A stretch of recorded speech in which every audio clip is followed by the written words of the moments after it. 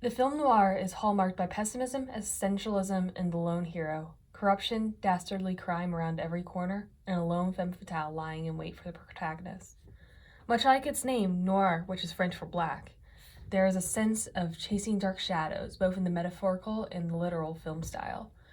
The heart of noir lies in the city, in her people, the corruption lining it, especially in law enforcement, but is also present with most people concerning power and hierarchy, and the iconic chiaroscuro lighting that accompanies it.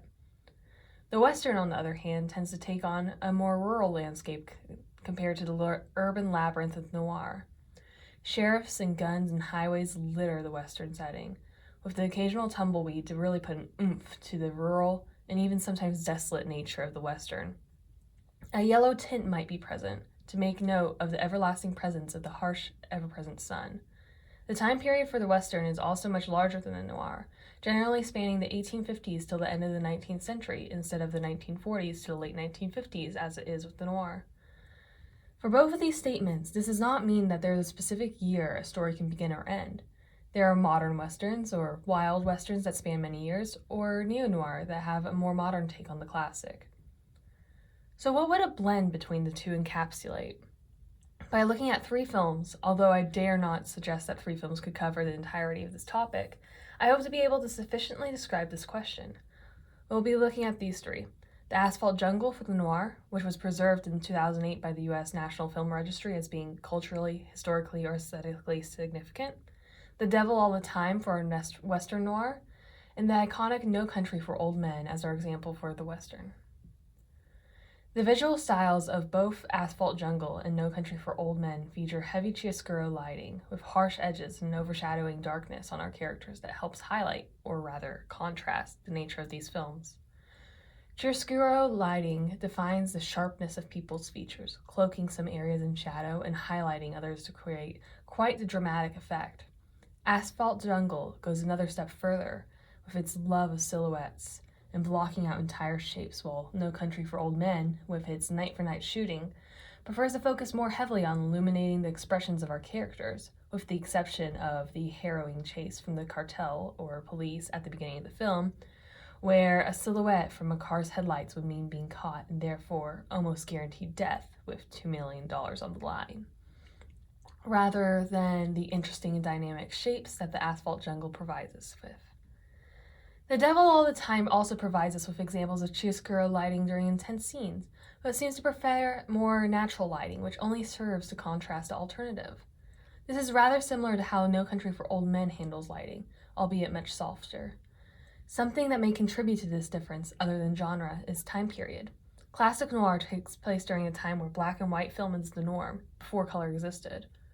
Harsh lighting is a way to maintain visual interest as much as it is a deeper look into the emotions of the film, and it might be relied upon a bit more in the Asphalt Jungle than our other 2 films because of this. Heavy angles is another staple of the noir film, which neither Devil of All the Time nor Country for Old Men seems to rely on heavily. Perhaps this is due to the reason for it being present in noir being to emphasize the confusion of the city and its twisting overarching walls like a concrete maze.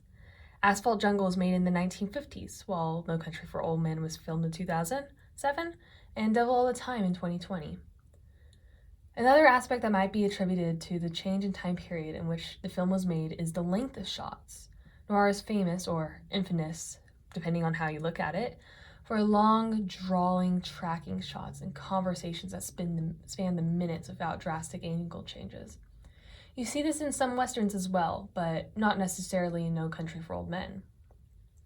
Devil All the Time has some shots that linger, but don't track the same way as in the typical noir.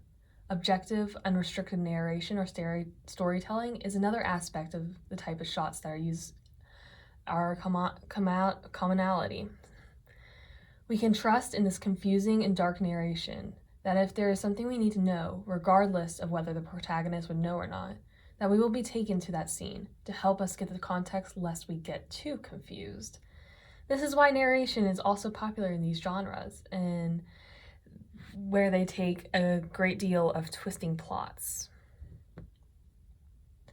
Themes of corruption and violence are present in all 3, although to varying degrees. The Asphalt Jungle is a heist film, and the corruption in this film is the crooked people attempting the heist. Their own vices eventually turn them against one another and foil it. Corruption is a staple of noir films, which is echoed in The Devil All the Time with its dirty cops, leering preachers, and untrusting townsfolk. The closest we get to corruption in No Country for Old Men is the laughable inefficiency of the police force, who are the comedic aspect of the film. Of course, the Western is still teeming with crime and dastardly plots, but most corruption is left to the law enforcement, whether our protagonist is part of it or not. Now, the Western noir is not just a child of its parents.